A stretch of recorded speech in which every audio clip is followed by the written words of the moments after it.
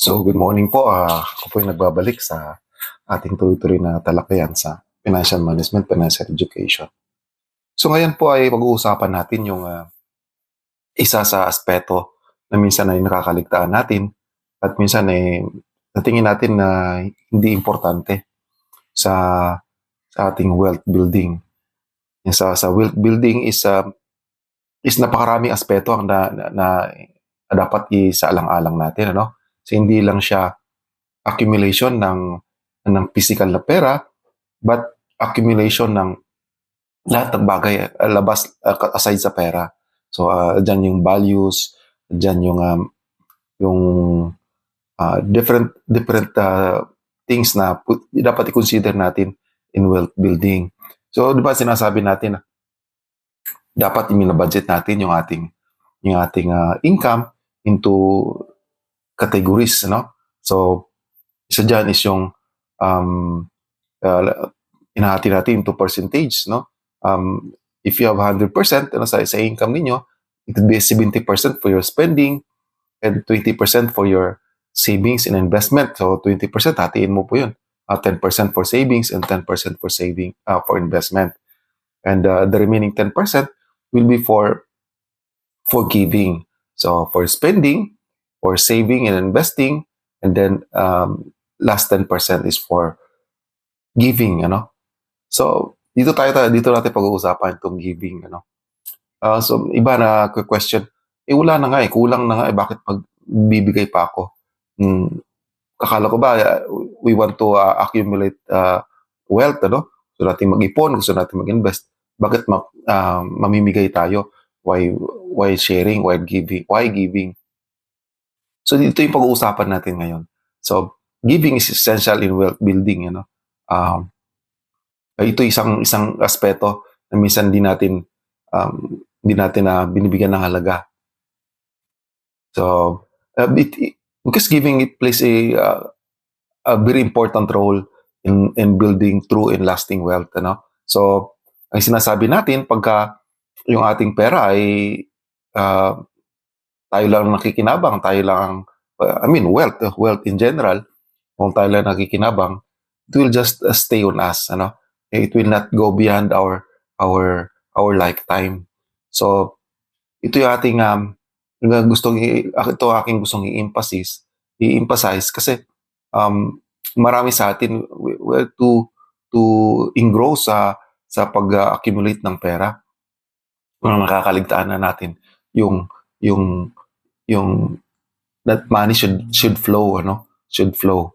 So ibig sabihin, dapat pag may pumasok na pera, so hindi lang siya nasi-save, hindi lang siya na-invest. So dapat sinishare.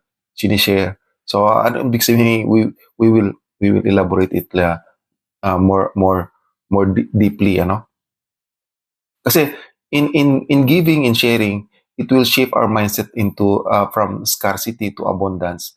Ibig sabihin, hindi natin naiisip na kulang parati ang pera.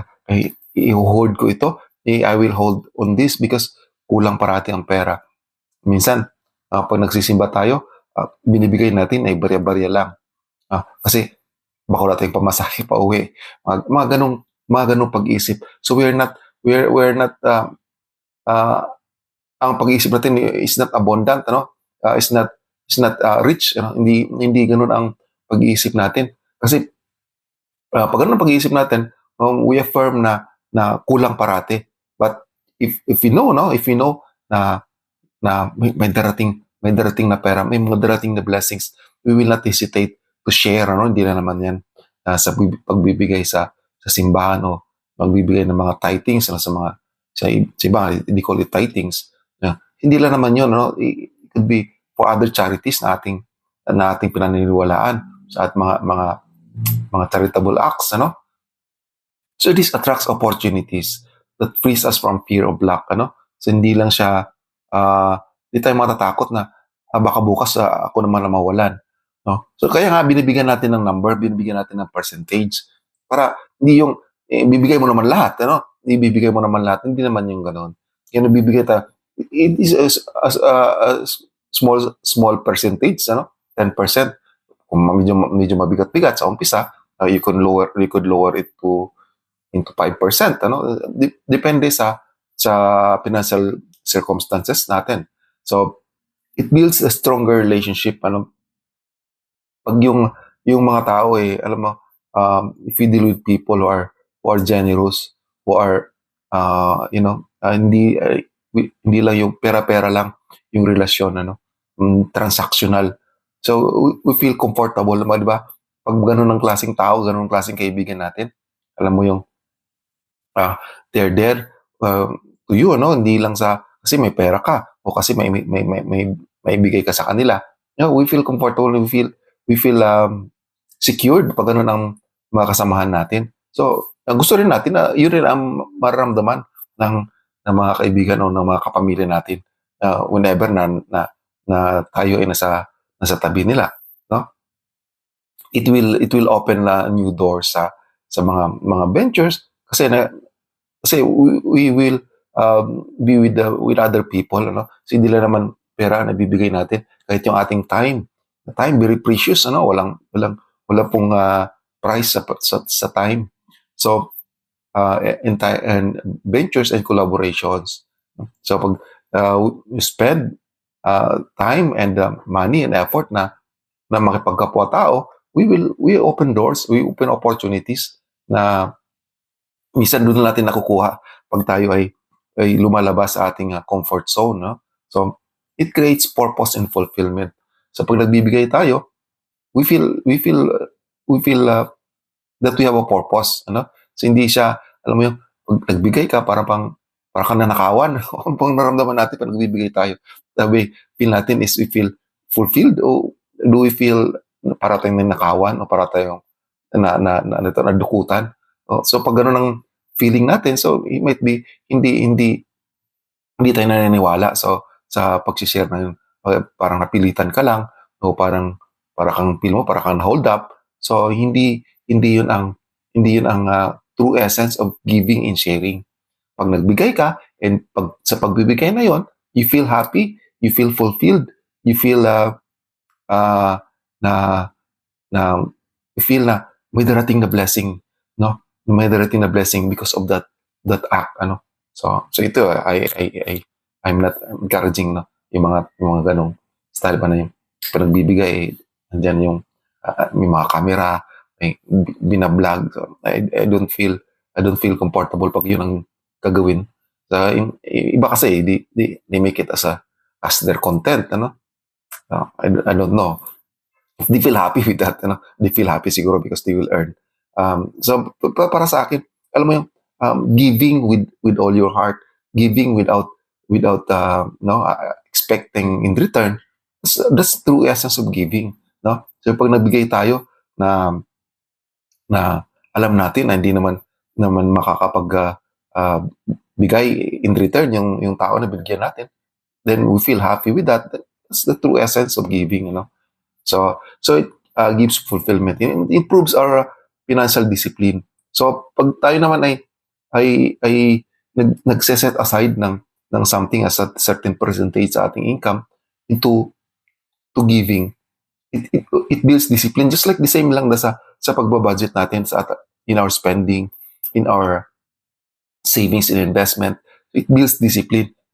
Yung 10% na yun is we allot it, hindi ito, alam mo yung kung gusto mo lang, kung feel mo mayroong sobra. So ito ay binabahagi mo na, you set aside a certain percentage as if nagbabayad ka ng bills, or nagbabayad ka ng kailangan na bayaran. So ito yung isa rin sa magiging builds financial discipline. So to manage yung ating kita, ano? So hindi lang siya, alam mo yung sporadic or random na pag-i-spend. So it also builds generates the blessings and generosity in us, ano? So ito yung mahirap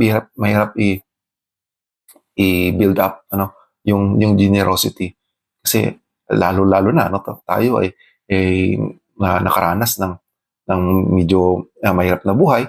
We we feel that urge to hoard, no? To hoard, and then we feel na if we share is baka tayo naman maubusan. So ito yung minsan na nagiging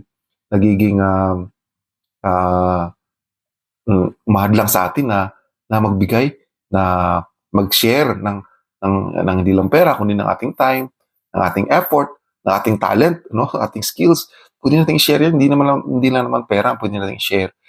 So pwede lahat, no. So ang aking ginagawa is also just sharing of what I've learned. So sa tingin ko yung mga prinsipyo na sa tingin ko yung makakatulong sa mga kapwa natin OFW, sa ating mga kasamahan sa uniform service. I'm sharing it for us to, may iba naman ng perspective, no? So hindi lang usaping political, di away-away sa mga sa politika ang ating tinutunan ng pansin. Dapat we should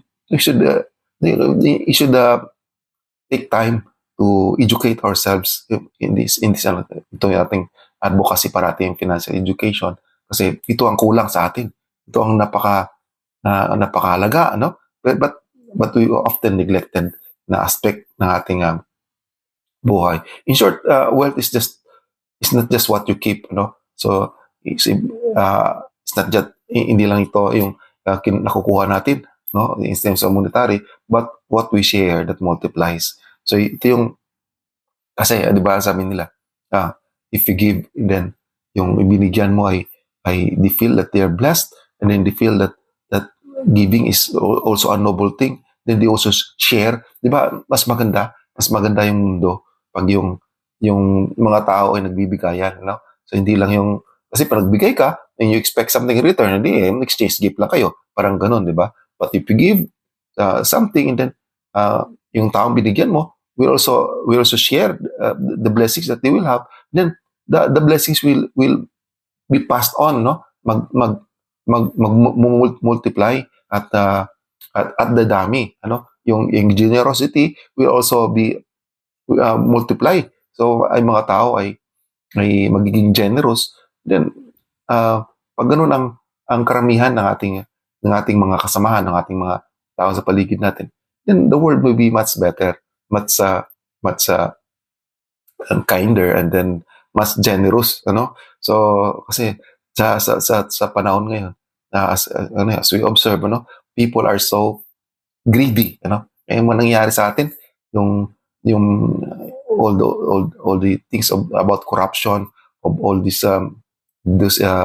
nangyayari sa paligid natin, hindi lang naman sa bansa natin, sa ibang bansa, because of greed. People are so greedy, and then they just want to take things na kahit hindi naman para sa kanila. They take things too much nga minsan. So it is a very good thing. So paano naman natin to ma-apply in a more practical way? Paano natin to bibigyan ng number, no? Kasi sabihin natin, be generous or start giving, but if you don't give any figures or numbers, parang wala, parang hindi siya. So I'll share to you practical things, no? How to share, how to give generously, no? So sabi ko kanina, we set aside percentage, ano? Kung medyo mabigat ang 10%, 5% will do. So ito yung ating baseline muna. Bigay tayo ng 5% ng ating income. If you're earning 30,000 a month, 30,000 a month. So kung 10% is around 3,000, o kung 5% is around 1,500. So ito yung ating baseline na dito tayo mag-start, no? So minsan starting small will give us a good start, no? So hindi kasi, alam mo yung pag nabigay ka kagad ng 10%, and then you feel na mabigat, you feel na naapektuhan yung ibang pangangailangan mo, then you feel discouraged, and then hindi mo na itutuloy. So start small. Kung medyo mabigat ng 5%, you could start 3%.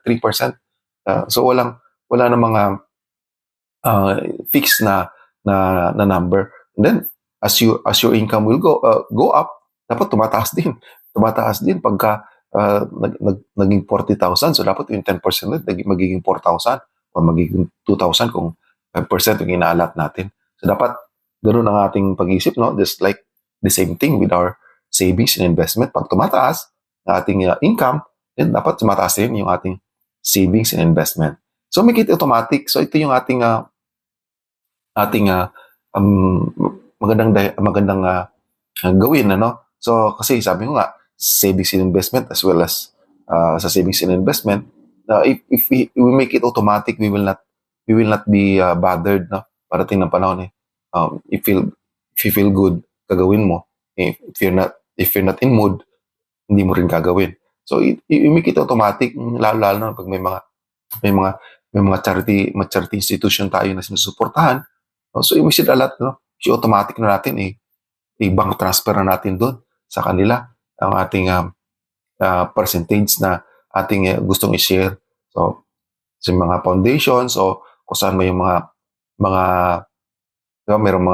may mga foundations na they really have the specific bank account na doon inuhulog yung mga donations. So make it automatic, ano? So parang di na tayo magbabother na minsan pinating kulang, hindi tayo magbibigay. So it will remove yung hesitation, and it will give consistency sa ating pagbibigay sa ating pinaniniwalaan na mga charities, ano? So it will also align giving with our values, ano? So sa mga values natin, ito yung isa sa pinaka magandang i-develop yung value of generosity. So tayo ay ini-encourage, we should be generous, ano? And andyan naman yan way back do sa mga younger years natin sa values education, ano? Tinuturo sa atin we should be generous, should know how to share. But as time goes by, ano, sa nakikita natin as we grow older, sometimes people are getting greedy kasi because of things are happening around. So it's time to realign our values kasi hindi ito siya para lang sa atin, ano? It will also be for our next generation. If you are generous as parents, then and our children will observe or will witness our generosity, they too will become generous. So ganun lang 'yun, ano? Lalo kahit mga tao sa paligid natin, hindi naman natin kamag-anak din naman, na if they observe that we are generous, yung generosity will also be magiging contagious, ano? Magiging contagious. So kung maging greedy yung mga tao, naging greedy rin yung next generation. So ito yung ating minsan bigyan ng halaga. So we feel purposeful, ano? So ito yung hindi lang siya naging obligation, but we feel purposeful. So may sense of purpose yung ating ginagawa. Lalo na pag nakikita natin na ang ating sinusuportahan ay nagagamit ng maayos yung ating sinishare na blessing. We feel it has a purpose yung ating binibigay, ang ating sinishare. So isa rin sa ating dapat na kwento is to develop yung paggamit ng ating time in other ang ating skills. So hindi ito, sabi ko nga kanina, hindi lang pagbibigay ng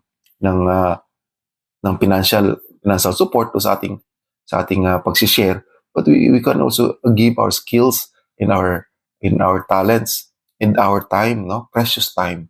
So dito pumapasok yung ating volunteer works. So bakit may mga tao na di volunteer, no? Wala namang bayad, wala namang minsan wala kang recognition, wala kang recognition, and yet they keep on doing it. Why? Because the fulfillment of sharing, of giving, you know, not just money, but your precious time, your skills and talent is also valuable sa pag-share. Minsan mas mataas pa yung value niya sa pera na nibibigay. Kasi minsan pag nai-share tayo ng pera, minsan dumadaan sa ibang kamay, napupunta rin sa, hindi rin napupunta sa dapat mapupuntahan. But if we share our time directly, no, if we share our time, our skills, our talents, no, so naramdaman kagad ng ating pinagsishare ng ating time. So we should also track, minsan we should evaluate minsan yung ating binibigyan ng ating in this part of our giving. So dapat na-track natin, it is also our obligation. Tingnan rin natin kung tama ba ginagamit yung ating pera, lalo na pag pera binibigay natin. So tama ba yung so are they auditing it in a way na transparent yung kanilang paggamit ng mga donations. So nabibigyan ng purpose rin yung ating yung binibigay natin if we are also doing our due diligence, so pag nakikita ng sinisira natin at we are also responsible na we should see to it na nagagamit ng maayos, they will also feel na kailangan nila gawin na kanilang dapat gawin, na maging honest din, lalo na paggamit ng mga pondo na from donations, so it will also this is the habit, the habit. So ito is ito yung ating sinasabi na lahat ng bagay nag-start yan in our habits, if we want to build wealth, so we should start, di ba, sabi nga natin, start small. You start small but consistent, then eventually magiging part na ng ating buhay. So the same thing with our giving. So dapat maging consistent at magiging part of our habit, So ito yung importante. So dapat nakikita rin ng ating mga anak yung ating giving, yung parang yung next generation will also be a generation of generosity, generation of integrity and honesty. So ito yung ating i-strive, sa panahon ngayon. Parang gasgas o nawawala na sa vocabulary ng ating mga kababayan, hindi lang mga kababayan natin. So sa tao in general, parang nawala na yung ganitong pag-iisip. So sana we give emphasis sa ating sinishare ngayon. Sana we practice it para maging abundant at maging wealthy ang ating buhay. So wealthy in a sense na we feel fulfilled, we feel happy in giving. So ito yung ating main objective. At sana ay nabigyan ko kayo ng kunting kaliwanagan sa ating sinasabi as part of wealth building is giving, So sana ay may natutunan kayo at sana may share ninyo sa members of your family or your community kung ano man yung meaning ng giving in wealth building. So maraming salamat at God bless us all.